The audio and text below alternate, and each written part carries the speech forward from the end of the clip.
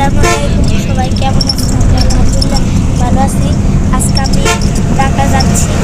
এই যে আমি এখন ইকোনো বাসে একটু আগে বসলাম। এই যে দেখতেছেন আমি বসে বসে এরকম